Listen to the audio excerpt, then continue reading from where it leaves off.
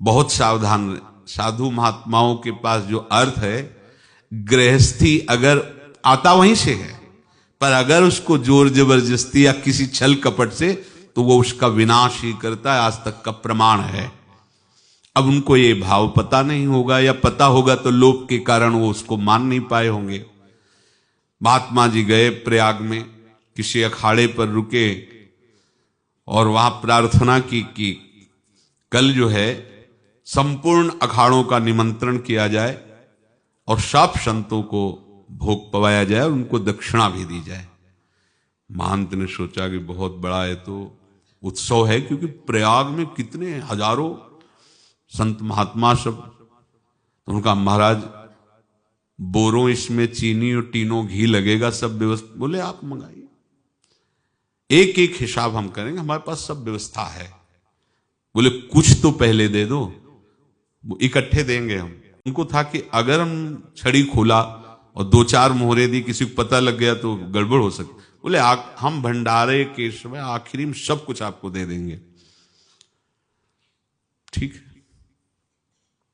वो अपने पास से पैसे लगाकर खूब जितना सामग्री सब लाए, लाखों की, और सब संतों को निमंत्रण कर दिया। संत जन निमंत्रित हो गए, भंडारा बन रहा है। तब वहां के महंत है और उनका देखो भंडारा भी बन रहा है, संतों को निमंत्रण। अब आप अर्थ की व्यवस्था कीजिए, क्योंकि इतनी बड़ी हमारी सामर्थ्य नहीं थी जितना हमने किसी तरह हमने व्यवस्था की। अब मुझे अर्थ चाहिए, तभी आगे की व्यवस्था बढ़ेगी। संतों को दक्षिणा देंगे और जिनसे अर्थ लिया उनको दे। देखो रसोई बन गई है सब। उनका छत में विश्वास नहीं तो ये अभी चूड़ी खोली। उनको तो था ना कि मोहरे हैं कंकड़।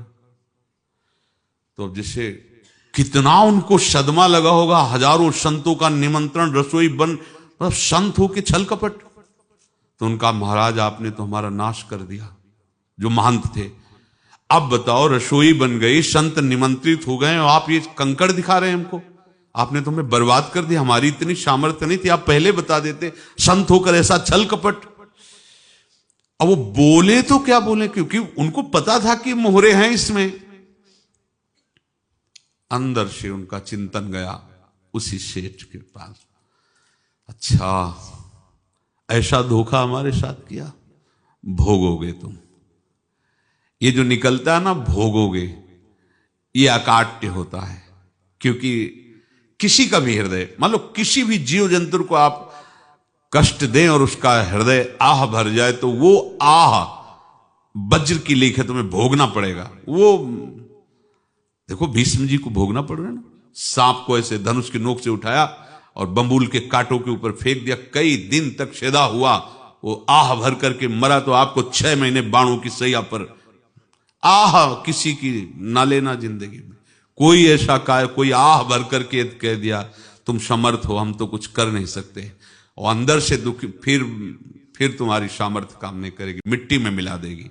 फिर ये तो संत थे और भगवत आराधना के लिए, संत आराधना के लिए ही ऐसा किए हुए थे। अब इनका कैसे मुंह दिखाएं, अब क्या करें। सुबह संत जन आएंगे, सबके बीच में हमारी कि देखो इन्होंने, अब क्या करें।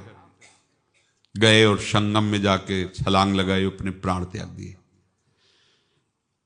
अब उनके तो पास मोहरे थी और व्यापार बढ़ा, और 9-10 महीने बाद ही लड़का हुआ। अब तो उनको कि संत फलीभूत हो गया। देखो व्यापार चल रहा, लड़का नहीं होता था, लड़का भी हो गया, बड़ा आनंद छा रहा है। जब से वो प्रकट हुए और धन की वृद्धि शुरू हो गई, पढ़ाई लिखाई में उनके खर्चा हुआ सब, बस बीमारी शुरू हो गई उनके शरीर में। अब उसमें पैसा जाना शुरू हुआ। इतने आसक्त वो दोनों हो गए कि कुछ भी हो, व्यापार ठप, संपत्ति बेचना शुरू। तो उन्होंने कहा कि बेटा मैं क्या कर सकता हूं तुम्हारे लिए। बोले हमारी अंतिम इच्छा है, प्रयाग चलो और जितने प्रयाग में संत महात्मा सबको एक बार भंडारा करवाओ। हमारी इच्छा अंतिम है, क्योंकि अंतिम यही इच्छा थी। बोले अब ज्यादा संपत्ति तो नहीं रह गई। तो बोले घर बेच दो, मेरे लिए ही तो है, बेच दो। मुझे लगता मैं बचूंगा नहीं, पर मेरी अंतिम इच्छा पूर्ण कर दो। घर बेच दिया, जेवर बेच दी, वहां गए। जब संत सेवा की तो बोले मुझे संगम तक ले चलो। संगम तक ले गए और बोले समझे तुम चुराए थे और हमने उसको छीना है, कुछ नहीं रह गया तेरे पास कुछ, अब केवल ममता और आसक्ति में जलकर मर और नरक प्राप्त कर। मैं वही महात्मा हूं जिसकी तूने मोहरे ली थी, शरीर छोड़ दिया। महात्मा को जन्म लेना पड़ा और इनको दुर्गति भोगनी पड़ी। ऋणानुबंध होश में, ऐसा नहीं कि आप जो कर रहे हैं कोई देख नहीं रहा, कोई हिसाब किताब नहीं, जो कर रहे हैं अवश्य में भोक्तव्यम, बहुत सावधान। अनेक जन्मों में अनेक लोगों से जो कुछ लिया दिया है, इस लेने देने को मिटा देने के बाद ही तुम मुक्त हो गए। इसीलिए एक उपाय है, लेना न देना मगन रहना। क्या? मालिक को समर्पित हो जाओ, मालिक को अपना माना हुआ समर्पित कर दो, खत्म। अहम त्वाम स्वरूपापेभ्यो मोक्षयिष्यामि, सब खत्म, आगे पीछे लेना देना सब खत्म। एकादश स्कंद में भगवान श्री कृष्णचंद्र जी ने कहा जो मेरे चरणों का आश्रय लेकर भक्त मेरा भक्ति करता है, उसके पितृ ऋण, मातृ ऋण, देव ऋण, ऋषि ऋण, सब ऋणों से मैं मुक्त कर देता हूं। बस यही एक उपाय है जो इसके बंद करने का उपाय भक्तों के लिए है, वो यही है, भगवान की शरण में होकर अपना माना हुआ पूरा भगवान के अर्पित कर दो। अर्पित करने का तात्पर्य उसमें अहम हटा दो। तो दियम वस्तु गोविंदम तुभ्यमेव समर्पये। जिनसे तुमने सेवा करवाई है उनकी सेवा करनी पड़ेगी, जिनसे तुमने जो कुछ लिया है उनको देना पड़ेगा। ये लेने देने का व्यापार जब तक समाप्त नहीं होगा तब तक तुम्हारा जन्म मरण चलता रहेगा। अब आपको यहां समझना है, यदि आपसे किसी ने पैसे लिए और बेईमानी करके नहीं दे रहा है तो आप उसको गाली मत दीजिए, आपने बेईमानी की थी इसलिए आपकी बेईमानी हुई है, ले गया, कोई बात नहीं है, बंधन से मुक्त हुए, जो बोझा था चला गया। उसको ऐसा ना देखे कि ये बेईमान हमारे रुपए मार लिए, अब जो कुछ होगा देखेंगे। अगर आप आगे नया कुछ करते हैं तो फिर आगे का हिसाब आपको भोगना पड़ेगा, ध्यान रखना। ऐसा नहीं है कि आपको भोगना नहीं पड़ेगा। एक ही उपाय है कि अब जो शरीर धारण किए इसी में जो भोग ले, आगे ना होना चाहिए। तो क्या करे? सर्वतो भावेन भगवान की शरण ले ले। ये तो सर्वाणि कर्माणि मयि सन्न्यस्य मत्पराहा अनन्ये नैव योगेन माम ध्यायन्तु उपासते तेषामहं समुद्धर्ता मृत्यु संसार से। ये बड़ा कठिन है पार होना, कोई छोटी मोटी बात है। एक महात्मा बाल्यावस्था से भजन करते थे, शालिग्राम भगवान पास रखते थे और उन्हीं की आराधना करके बस पाठ, नाम, जप और भ्रमण करते थे।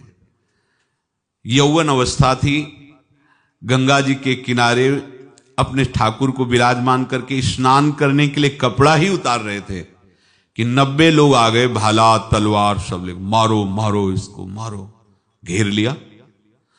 तो उन्होंने हाथ जोड़कर कहा हमने क्या अपराध किया, कोई सुन ही नहीं रहा। तो उन्होंने कहा मार तो डालोगे ही आप, 90 लोग, हम कोई अस्त्र शस्त्र तो लिए नहीं, एक बार हमें गंगा में डुबकी लगा देने दो और अपने ठाकुर को स्नान करा देने दो, फिर इसके बाद आप मार देना। भगवत इच्छा से वो लोग रुक गए, स्नान किया और अंदर से प्रार्थना की, प्रभु ये क्या लीला है आपकी, आपके सिवा मेरा कोई है नहीं और ये मुझे मारना चाहते हैं। तो भगवान ने जानते हो क्या कहा उनके अंतर में, तुम मेरे में ध्यानस्थ हो करके शरीर को छोड़ो, ये लोग मारेंगे। ये मेरे भजन का फल है कि तुम्हें 90 जन्म नहीं लेना पड़ेगा, एक ही जन्म में 90 मिलके, तुमने 90 हिंसा की थी पूर्व में, तो तुम्हें 90 बार जन्म लेना होता और एक एक करके मारते। ये मेरे भजन का प्रताप है कि एक बार में ही 90 का हिसाब हो जाएगा। तुम आंख मूंदो, मेरे ध्यान में मगन रहो, मेरे प्रताप से तुम्हें कोई चोट नहीं होगी और स्वाभाविक मूर्छा अवस्था में प्राण तुम्हारे छूट जाए। ऐसा ही हुआ, ऐसा हुआ। तो ये बात समझ लो कि ये जो कर्मानुबंध है, ऋणानुबंध है। आप देखो, अगर शाप महात्माओं ने दिया कि तुम्हारे वंश का इससे विनाश होगा, तो भगवान भी परम धाम जा रहे तो उसी कील से, बाण की नोक में जो मछली लील गई थी, छोटा कण, उसी से की नोक बनाई और उसी नोक को प्रहार किया, भगवान के श्री चरण में वही बाण की नोक लगी और भगवान ने स्वीकार किया ना। भगवान का बड़ा लीला विचित्र है। अगर छुप करके उधर रामावतार में बात, तो इधर ऐसे स्वीकार किया है भगवान ने। ऐसा कहीं नहीं दिखाया कि मैं भगवान हूं तो मैं अपने लिए, ऐसा नहीं दिखाया। नारद जी का हित किया पर नारद जी ने श्राप दिया तो भगवान ने स्वीकार किया। बंदरों ने ही सहायता की, जैसा बोले थे वैसा। ये लीला इस शरीर में भोगनी पड़ेगी। हां, ज्यादा को कम में भुगता देंगे, पर अब अगला शरीर ना मिले इसके लिए सर्वतो भावेन भगवान के आश्रित हो जाए। जैसे आपने दुकान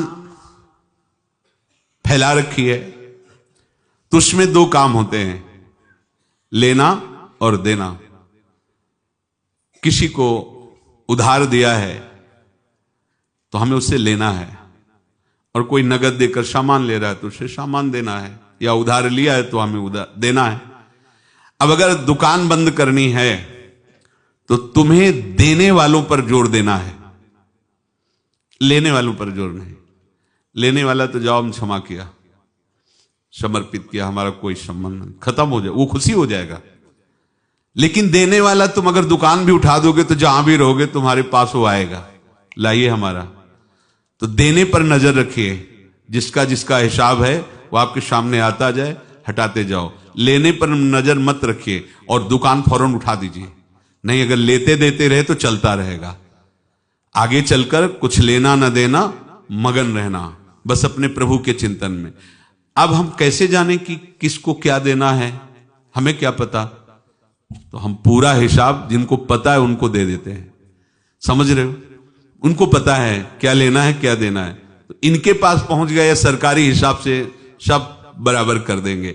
हमको अपनी जिम्मेवारी इनकी चरणों में समर्पित कर देना है, तभी हम जीवन मुक्त होंगे। ये रहस्य की बात है।